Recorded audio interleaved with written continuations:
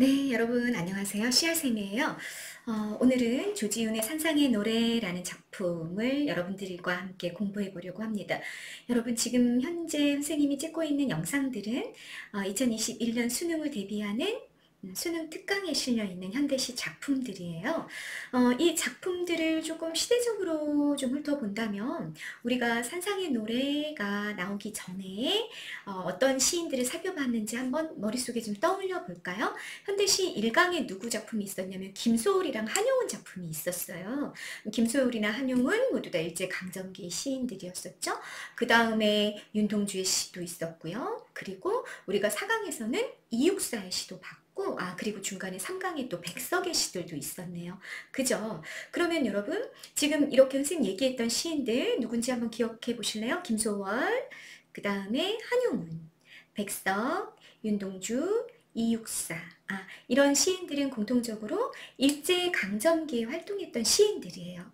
일제강점기라는 우리 민족의 너무나 암울하고 부정적인 시대 현실에 맞서서 어떤 사람은 막 울고 절규하고 있기도 하고 님이 없다라는 상실감을 드러내기도 했었고, 또 어떤 사람은 님이 오기까지 내가 님을 꾸준히 아주 열심히 님을 향한 믿음을 잃지 않고 기다리고 있을 거야, 뭐 이런 얘기를 하기도 하고, 굉장히 부끄러워하기도 하고, 또 이렇게 막 공동체의 생명력과 풍요로움이 살아 있었던 뭐 이런 것들을 회상하면서 모국어를 자기 문학 작품 안으로 들여오기 위해서 노력하기도 하고, 아주 적극적으로 저항하기도 하고, 이런 다양한 반응을 보이면서 일제강점기라는 시대를 지나쳐 온 거죠. 시간을 건너온 거죠, 이 시인들이.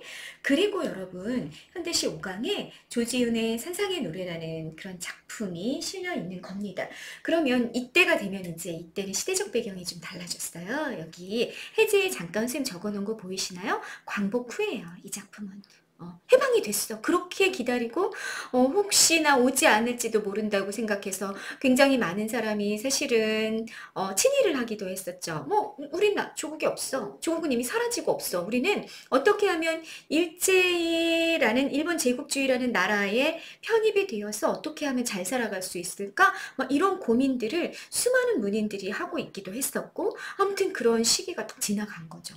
그 시기가 지나가고 정말로 누군가는 너무나 기대하기도 했고 누군가는 생각하지도 않았던 그런 광복, 독립이 되었어요. 그렇게 광복 후에 그 다음에 민족의 미래를 고고한 태도로 모색하는 지사적 풍모를 형상화하고 있는 시다, 이렇게 정리가 되어 있습니다. 지사라는 건 여러분 우리 누구한테서 봤냐면 이육사의 시의 선생님이 이육사 시를 설명하면서 지사적인 태도를 가지고 있어 라면서 설명을 좀 했던 기억이 나요. 우리가 풀어본다면 지조 있는 선비의 태도다, 이렇게 정리해 볼 수 있단 말이야. 그러면 도대체 지조 있는 선비의 태도라는 게 뭐야? 이렇게 여러분 좀 궁금하실 수 있죠? 이육사의 시에서 지조 있는 선비의 태도라는 건 뭐였을까요, 여러분? 이 지조 있는 선비라는 사람들은 이렇게 막 되게 강직하다라는 성품이 있을 수 있겠어, 그치? 강직함. 그리고 지조라는 게 뭐예요? 변함없는 마음인 거죠. 내가 마음이 요랬다 저랬다 하면 안 된다는 얘기야. 변함없는 마음의 상태를 보여주고 있고, 그리고 어떠냐면 개인적일까 공동체적일까? 응? 그러니까 나만의 어떤 이기적인 삶에 치중해 있는 게 아니라 지조 있는 선비다 그러면 우리가 머릿속으로 다 이미 알고 있죠. 이런 사람들은 어때요? 공동체, 국가, 공동체, 국가 성을 갖고 있는, 그걸 여러분 뭐 충이라고 말해도 될 거고 애국심이라고 말해도 될 거예요. 응?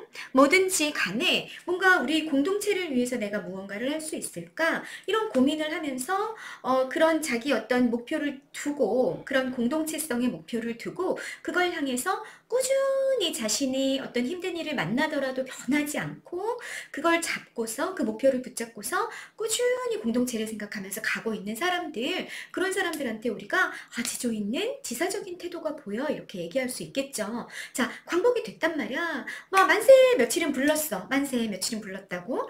그리고 났는데 이제 뭐 조국이 다 황폐화됐잖아. 뭐 아무것도 없어. 뭐 법도 없어. 법률도 없고요. 뭐 국회도 없어요. 아무것도 없는 상태에서 뭔가를 새로 만들어 가야 되는 시점이 된 거죠. 그랬을 때 이 공동체를 생각하는 지사적인 태도를 가지고 있는 인물이 도대체 어떤 고민을 했을까? 굉장히 고민이 되지 않았을까라는 생각이 들죠. 공동체를 다시 만들어가고 건강하게 회복시키고 이런 과제가 주어졌을 거란 말이에요. 그 과제를 어떻게 수행할 것인가에 대한 고민이 대단히 많았던 시기가 해방 직후다 이렇게 생각하시면 될 것 같습니다. 그리고 더군다나 어땠냐면 이 더군다나 이 이후에 우리가 이제 꽃동굴이라는 시도 볼 텐데 이런 이 해방 직후에 대단히 사회적인 혼란이 있었어요.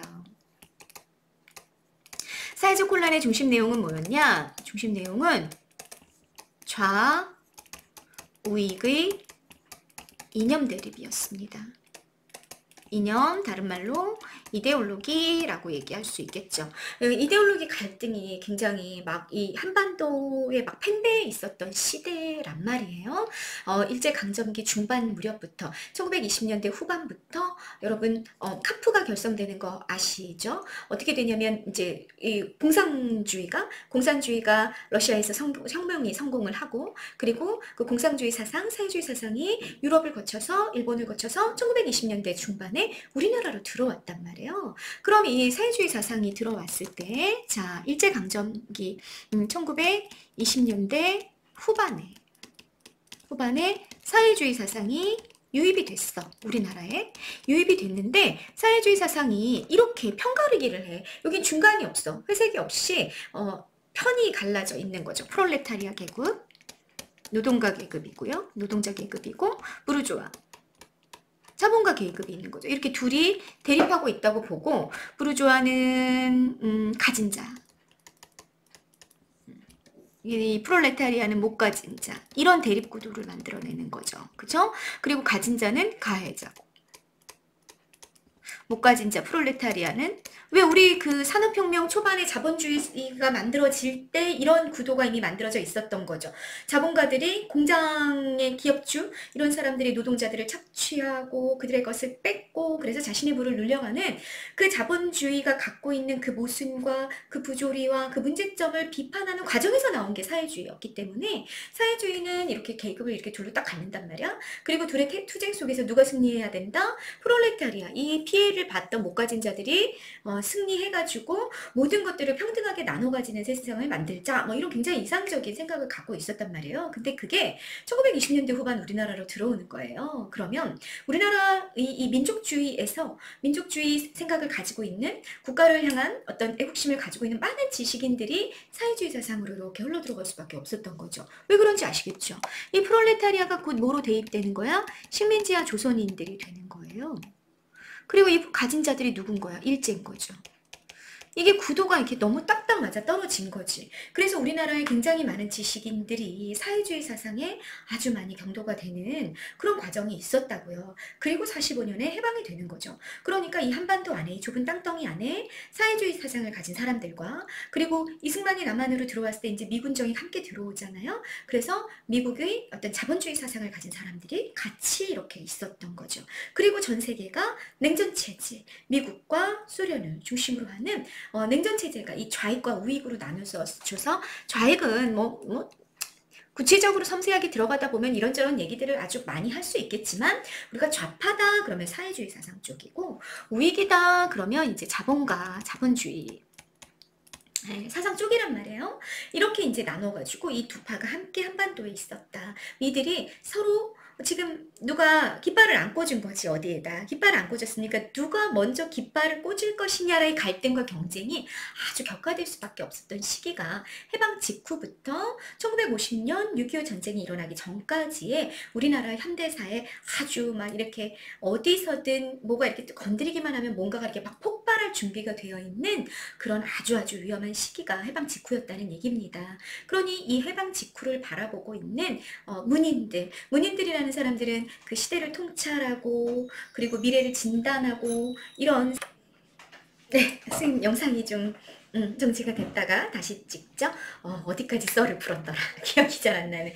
자, 어쨌거나 이런 그 좌익과 우익의 이념 대립이 굉장히 격화됐던 그런 시대를 우리가 현대사를 거쳐왔단 말이죠. 그러니 이렇게 어떤 현실에 대한 진단, 또 미래에 대한 전망을 내놓아야 되는 의무가 있는 문학인들이 그 문제를 그냥 놓고 갈 수 없었겠죠. 그래서 그런 문제들을 다루는 소설이나 또는 시, 이런 문학 작품들도 굉장히 많이 창작이 됐던 시대다. 그게 1945년부터 50년대 전쟁 이후까지 계속해서 진행되는 우리 문학에서의 경향이다 라고 좀 이해하고 가시면 되겠습니다. 그래서 여러분들이 그 1945년부터 한 50년대 한 중반, 후반까지를 이해하기 위해서 아주 핵심적으로 놓고 가면 안 되는 사회적 분위기라는 게 좌익과 우익의 이념 대립이 굉장히 격화되어 있었다라는 거죠. 그럼 이 혼란한 모습을 바라보는 문인들은 어떤 생각을 가지고 있었을까? 그런 것들을 좀 잡고 가는 게 이번에 조지훈의 산상의 노래, 그리고 이후에 우리가 이제 영상으로 보게 될 꽃덤불이라는 시가 되는 겁니다. 자, 그 맥락을 좀 이해하고 가시기를 바라겠습니다. 혜진 선생님이 시작했으니까 계속해서 읽을게요. 화자는 광복의 기쁨도 있어요. 기쁨도 있는데 그런 가운데 순환을 겪었던 과거와 미래를 준비해야 하는 현실을 성찰하고 있습니다. 순환의 과거도 한번 회상해보고, 그리고 이제 우리가 미래를 준비해야 하는 현재다라는 생각을 하고 있다라는 얘기죠. 절제된 어조를 바탕으로 다양한 감각을 활용한 비유적 표현을 통해 주제의식을 형상화하고 있다. 자, 해방이 되고 해방 직후 우리 문학이 감정의 과잉, 감정의 격화 속으로 막 빠져들어간 거지. 그래서 막 만세! 신난다!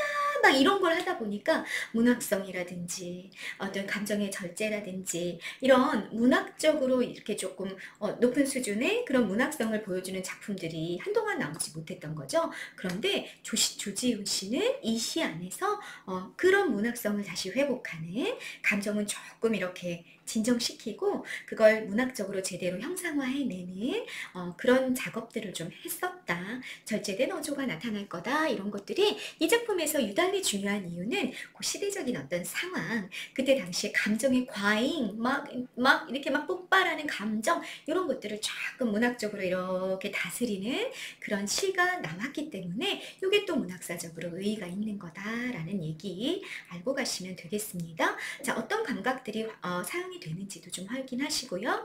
비유도 여러분들이 확인하시면서 자기가 하고 싶은 이야기를 시인들은 어떻게 자기 시 속에서 문학적으로 녹여내는지 이런 것들 확인하시면 되겠습니다. 네, 갈래부터 다시 보시죠. 자유시서정시고요. 감각적이다, 비유적이다, 상징적인 성격을 가진 시어들이 대단히 많이 나오게 될 거다라는 거. 주제, 우리 여태까지 이야기했던 시대적 배경 가지고 주제 아실 수 있겠죠? 광복의 기쁨과 민족의 미래에 대한 모색을 하고 있는 거, 탐구하고 있는 거, 그게 주제다. 특징 보십니다. 감정이입 나올 겁니다. 딱 한 군데 나와요. 광복의 기쁨을 표현하는데 내가 기쁜 게 아니라 자연물이 즐겁다. 새들이 즐거이 노래를 부르네. 새들은 그런데 노래 부르는 거 아니죠. 그냥 소리를 내는 거죠. 객관적. 자, 공식. 한 번 더. 자연물에 뭐가 결합되는 거다. 화자의 정서가 투영이 됐다. 이런 공식이 나왔기 때문에 감정이입 사용된 거 확인하실 수 있고요. 영탄법도 나올 겁니다.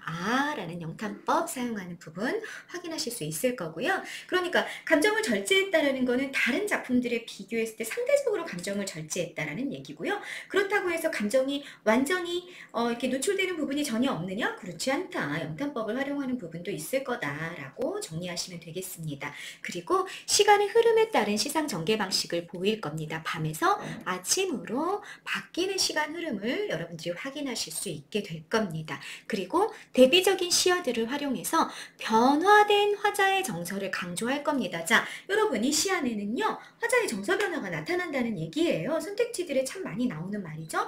정서의 변화 또는 어조의 변화라는 게 이 시 안에 있다 없다? 있다, 그 얘기죠. 왜? 당연히 그랬겠지. 과거를 회상할 때 그 과거는 일제강점기니까 마이너스였을 거고, 지금 현재 우리 해방된 조국이니까 플러스일 거고, 그죠? 그래서 낡은 고목에서 뭐 맑은 바람으로 울어왔는가에서 노래하는가로 이렇게 변화되는 그런 화자의 정서를 대비되는 시어, 낡은 고목, 맑은 바람, 울어왔는가, 노래하는가, 이렇게 대비되는 시어를 통해서 보여주게 될 거다라는 거. 그리고 비유와 상징을 통해 화자의 감격을 우회적으로 드러낸다. 우회적이다, 여러분.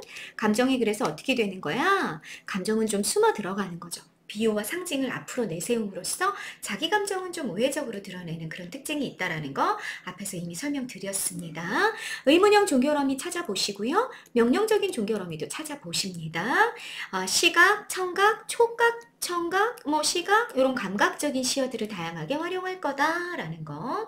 변형된 수미상관 구조 이 시안에서는 중요합니다, 여러분. 첫 년과 마지막 년이 서로 반응하는 거죠. 수미, 머리 숫자, 미, 꼬리 미자, 앞부분이랑 뒷부분이 서로 메아리 치듯이 이렇게 반응을 보여주는 거 우리가 수미상관 또는 수미상응이라고 하는데 그 수미상관, 수미상응의 문장이 동일하게 반복이 되기보다는 변주하는 거죠. 변형되는 거야. 그러니까 문장이 말이 조금 바뀌는 거지. 단어가 바뀌면서 수미상관이 쓰이게 됐는데 이 수미상관이 시적 안정감을 획득하는 아주 중요한 기법인 거 알고 계시죠? 안정감을 만들어내고요. 또 반복이 되잖아. 반복이 되기 때문에 뭘 만들어요? 운율을 형성하기도 하죠.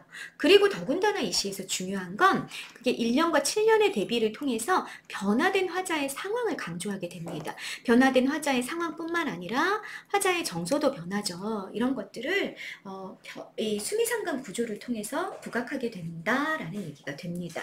자, 지금까지 정리되었던 이 내용들 본문에서 어떻게 구체적으로 드러나고 있는지 한번 살펴보시겠습니다. 같이 보시죠. 우리 수미상관 중요하다 그랬으니까 수미상관 문장 먼저 한번 볼래요? 1년입니다. 높으디 높은 산마루. 산상의 노래잖아요, 여러분. 산의 제일 위잖아. 산마루, 산 꼭대기죠. 그 높으디 높은 산마루. 낡은 고목에 못 박힌 듯 기대어.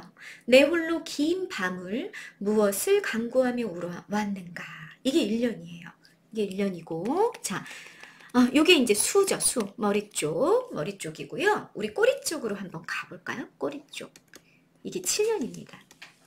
7년 먼저 읽어볼게요.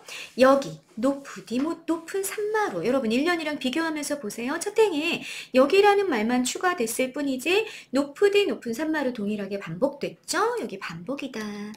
1년의 반복이야. 맑은 바람 속에 옷자락을 날리며. 자, 여기에 대응하는 구가 1년에서는 낡은 고목에 못 박힌 듯 이렇게 되어 있는 거지.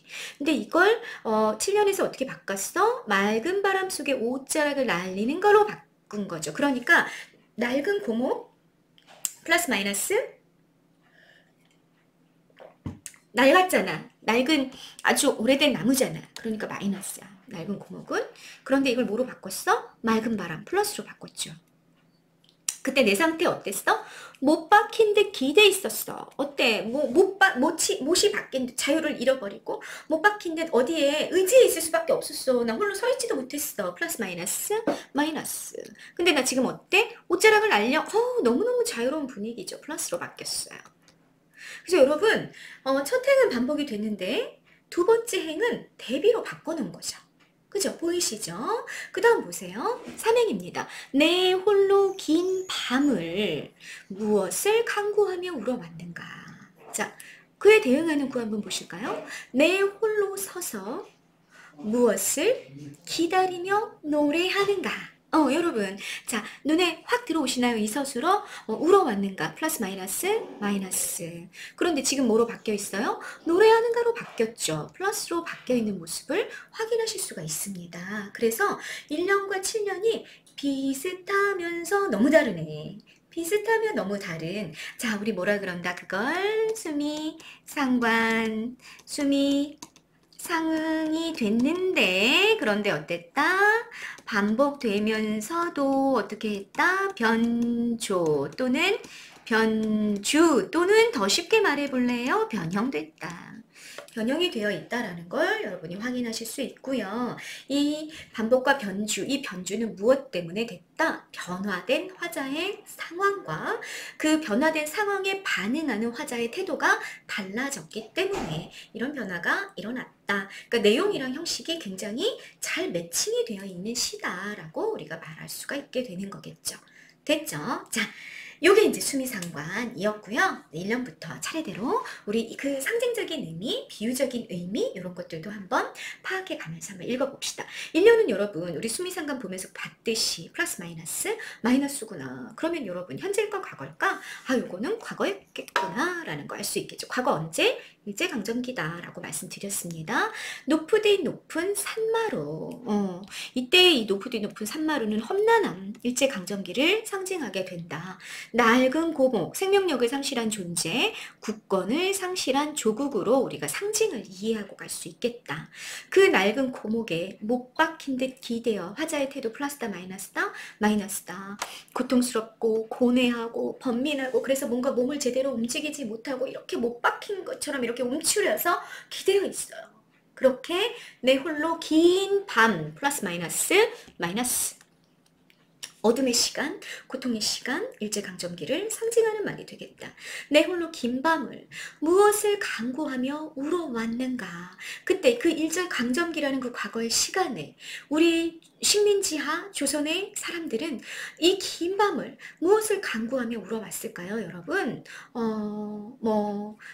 두리뭉실 표현한다면 어떤 희망을 꿈꾸면서 이 포기할 수 없는 거죠. 이 밤을 아침이 오기를 기다리면서 희망을 좀 포기하지 않고 있지 않았을까? 라고 생각할 수도 있고 그 희망은 여러분 일제강점기니까 우리가 조국의 광복을 좀 강구하며 울어오지 않았을까? 그 얘기를 하는 거죠. 울어왔는가? 자, 정서 뭐야? 비애, 슬픔, 한탄의 정서를 가지고 있었다는 거야, 과거에. 그리고 울었으니까 소리 내는 거죠. 청각 이미지가 되는 거고요. 그리고 무엇인가를 강구하며 울었단 말이야. 계속해서 그걸 바라면서 긴 밤을 한숨도 안 자고 내가 계속 울었어. 염원의 절실함을 강조하는 표현이 되겠다라는 얘기가 되는 겁니다. 이렇게 해서 1년 고통스러웠던 과거의 한탄을 생각하고 있는 거죠.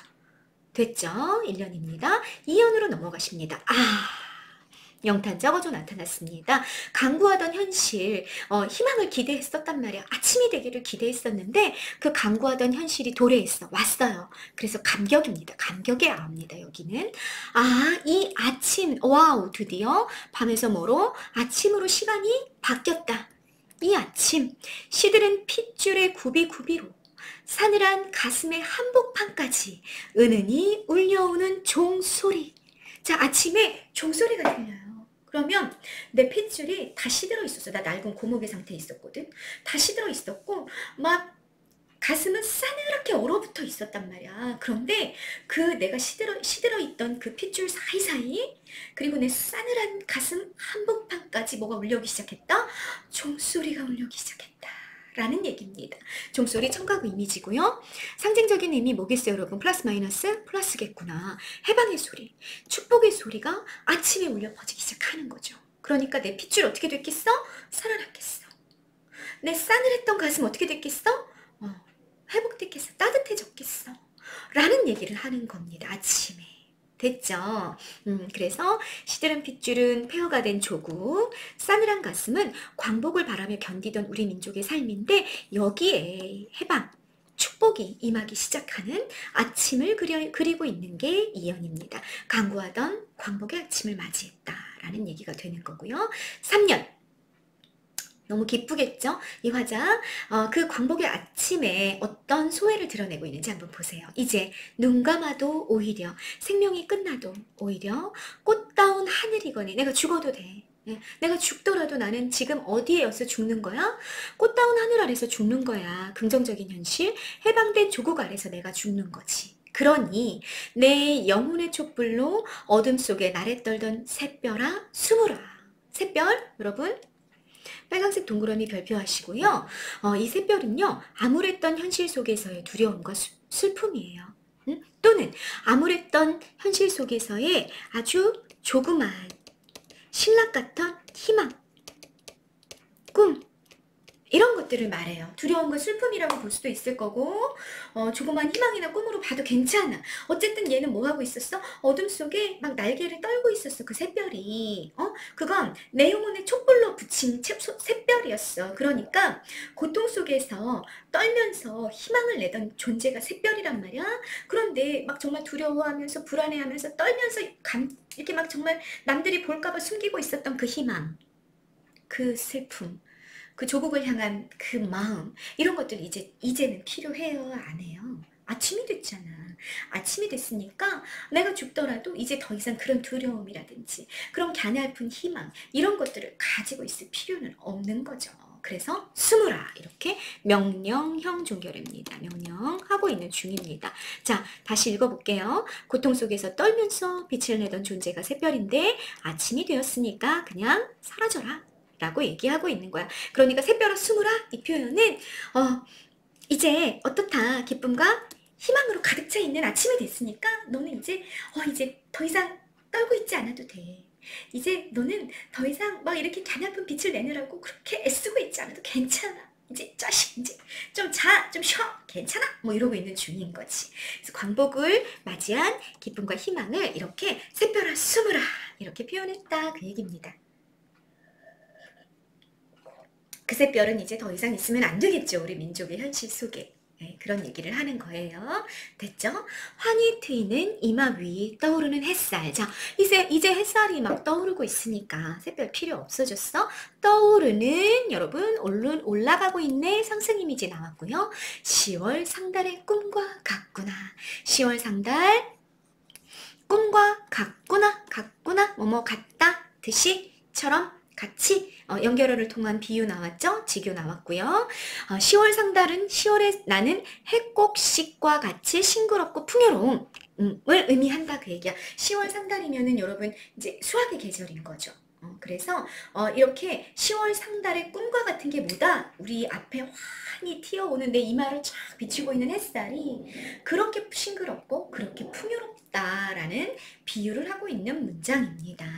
그래서 희망과 기대의 표현이고 뭐뭐 같구나, 여러분 감탄형 종결어미 영탄적 어조가 확인이 되는 겁니다. 자, 지금 뭐 보고 있는 거야, 여러분? 햇살을 보고 있는 거야. 햇살을 보면서 그게 마치 뭐 같다? 10월 상달의 꿈과 같다. 10월 상달의 꿈이라는 건 어떤 뜻이다? 수학의 계절이 갖고 있는 정말 싱그러움과 풍요로움을 의미한다. 그러니까 이렇게 아침에 햇살이 돋아오는데 그 모습을 보면서 야, 이제 우리 민족의 앞날이 얼마나 싱그럽고 얼마나 풍요로 가득 찰까를 기대하고 있는 것이 몇 년이다? 4연의 내용이다 라는 얘기가 되는 거죠. 5연으로 넘어가십니다. 메마른 입술에 피가 돌았어요. 생기를 되찾고 있죠? 생명력을 얻고 있어요. 조국과 민족이. 2연에 시들은 핏줄이랑 대비되는 거 보이시죠? 오래 잊었던 피리의 가닥을 더듬노니. 내가 잊고 있었던 피리의 가닥을 다시 더듬어서 찾아가고 있는 중이에요. 오래 잊었던 피리의 가락이라는 건 우리가 일제강점기 이전에 갖고 있었던 행복하고 평화로웠던 시절을 다시 회복하기 시작하고 있다 라는 의미로 읽어낼 수 있겠죠. 피리의 가락을 더듬고 있다. 여러분, 피리의 가락은 어떤 감각을 자극해? 청각이겠지. 근데 그걸 더듬고 있대. 그러면 여러분 시각으로 바뀐 거죠. 공감각 사용된 거 확인하십니다. 청각의 시각화, 공감각. 왜 그런지 아시겠죠? 피리가락을 더듬는다고 얘기했으니까. 피리가락은 청각이어야 하는데 더듬는 거는 우리가 시각적으로 인지가 되는 거다 라는 얘기입니다. 네, 우리 민족의 정기가 이렇게 회복되고 과거에 정말 평화로웠던 공동체가 다시 회복되고 생명력을 회복하고 이런 모습들을 감각적으로 그려줬습니다. 됐죠? 그 다음 6년입니다. 새들 즐거이 구름 끝에 노래 부르고, 여러분 플러스 감정이입 사용된 거 앞에서 이미 확인하셨죠? 사슴과 토끼는 한 포기 향기로운 쌀이순을 사양하라. 이렇게 되어 있어요. 사슴과 토끼는요, 아주 평범한 우리 민족, 뭐 기득권, 뭐 가진 자 이런 거 아니고 정말 평범한 우리 민족을 비유하는 그런 존재가 사슴과 토끼가 될 거예요. 한 포기 향기로운 쌀이순을 사양하라. 향기로운 무슨 이미지, 여러분? 후각 이미지죠? 냄새. 해방 후에 다시 찾게 된 거야, 쌀이순. 그런데 이제 이 초식 동물들이 먹는 거죠. 그런 새순인데 그거를 서로 사양해. 의미 두 가지로 이해할 수 있습니다. 첫 번째, 사슴과 토끼가 좋아하는 먹을 것을 먹지 않아도 될 정도로 지금 너무너무 기뻐 라는 의미가 될 수도 있고요. 두 번째, 서로 어떻게 하는 거야? 사양하는 거, 서로 양보하는 거지. 야, 네가 먹어. 나는 안 먹어도 배불러. 뭐 이러는 거잖아. 서로가 서로의 것을 나누고 양보하는 미덕을 갖춘 공동체. 아주 평화롭고 함께 살아가는 공동체를 희망하는 문장이 이 부분. 사슴과 토끼가 향기로운 쌀이순을 서로 양보하고 있는 모습을 하라. 이런 명령형으로 표현하고 있는 이 부분이 되겠다라는 얘기입니다. 그래서 이연에 여러분 아침이 돼서 희망의 종소리가 울려 퍼지고 그 다음 우리 민족이 그전에 갖고 있었던 정말 갸냘프고 두려웠던 그런 신락 같던 희망 이제는 더 이상 갖지 않아도 되는 정말 10월 상달에 엄청난 풍요로움과 같은 그런 햇살을 맞이하면서 우리가 잊어버렸던 거 잃어버렸던 거 다시 다 회복하고 그리고 그것을 서로 나누는 공동체의 모습을 그리는 것까지 해서 6년의 내용이 끝난 겁니다. 이제 마지막 년 여기 높으디 높은 산마루 같은 1년의 산마루인데 산의 정상인데 의미 바뀌었어요. 해방이 된 현재의 상황 희망과 기대가 가득 찬 공간으로 바뀌어 있다. 산마루의 공간이 달라졌어요. 맑은 바람 속에 옷자락을 날리며 내 홀로 서서 자, 지사적 태도다. 지조 있는 선비로서 내가 우리 공동체의 미래를 어떻게 꾸려나가야 할 것인지에 대한 성찰과 고민을 시작하고 있는 지사의 모습이 내 홀로 서서 1년에선 기대 있었어요, 여러분. 힘이 없어가지고. 근데 지금 홀로 탁 당당하게 선 거죠. 주체적으로 서서 무엇을 기다리며 노래하는가. 이때의 무엇은 1년의 무엇과는 좀 달라졌을 거야. 1년의 무엇이 조국 광복이었다면 7년의 무엇은 새로운 사회, 새로운 민족의 국가를 건설해야 하는 민족사의 과제, 진정한 해방국가, 미래에 다가올 희망 뭐 이런 것들이 될 거라 그 얘기입니다. 달라졌죠. 시대적 상황이. 그래서 어떻게 내가 진실한 주체적인 해방국가를 만들어낼 것인가 새로운 민족사의 과제가 무엇인가를 고민하기 시작하는 그것을 기다리며 노래하는가로 문장이 끝납니다. 염원, 소망, 기대의 표현이 울고 있는가에서 노래하는가로 바뀌어 있는 모습을 여러분들이 확인하시는 겁니다. 자, 1년과 7년의 반복과 변조, 의미상 대립구조를 만들고 있다. 민족의 미래에 대한 모색. 이런 모색이 굉장히 활발하게 일어나는 시기가 됐었겠죠. 그죠? 아까 선생님 얘기했던 것처럼 좌우에게 이념 대립이 굉장히 격화되고 있는 상황이었기 때문에 이 속에서 우리가 진정한 민족 국가를 수립하기 위한 어떤 힘경 고민들 이런 것들이 7년에서는 다시 시작되고 있는 모습. 그러나 그것이 일제강점기의 그 울고 있는 모습과는 달리 노래하는 모습으로 표출되어 있는 희망에 가득 찬 시한편을 여러분들이 확인하신 겁니다. 자, 마무리 정리하시겠습니다. 상황. 일제강점기 과거의 고통 속에서 광복을 영론하며 살아왔던 과거를 회상하면서 출발했어요. 그리고 대응 방식, 광복 후의 새로운 미래에 대한 기다림으로 7년 끝나고 있는 시 한 편이었습니다. 표현상 특징 한 번 더 정리하세요. 감각 이미지 대단히 많이 활용한 거 여러분 확인하셨습니다. 시각뿐만 아니라 청각, 후각, 공감각 이런 것들이 굉장히 많이 나왔고요. 그렇게 해서 아침 화자의 정서를 대단히 구체적으로 감각적으로라는 건 구체적이기도 한 거죠. 구체적으로 형상화했습니다. 시간의 흐름에 따른 시상전개가 나왔기 때문에 여러분 별표하시고 정리하셔야 돼요. 1년만 과거야 여러분. 2년에서 6년까지 현재고요. 7년은 현재 이 자리에 서서 미래를 기다리고 꿈꾸고 있는 거. 그래서 미래까지로 넘어가는 게 마지막 년이다라는 얘기. 상징 대립 활용되어 있는 거 확인하셨죠? 부정적 의미의 시어들도 있었고요. 네, 긍정적 의미를 가지고 있는 긍정적인 상징을 띠고 있는 내포하고 있는 의미 단어들도 있었습니다. 변형된 수미상관이 지적인 안정감, 주제를 강조하고 운율을 형성하는 그런 모습들을 확인하실 수 있었습니다. 그리고 4번 별표 3개입니다. 산마루, 산 정상이란 시적 공간이 변하고 있다. 라는 거.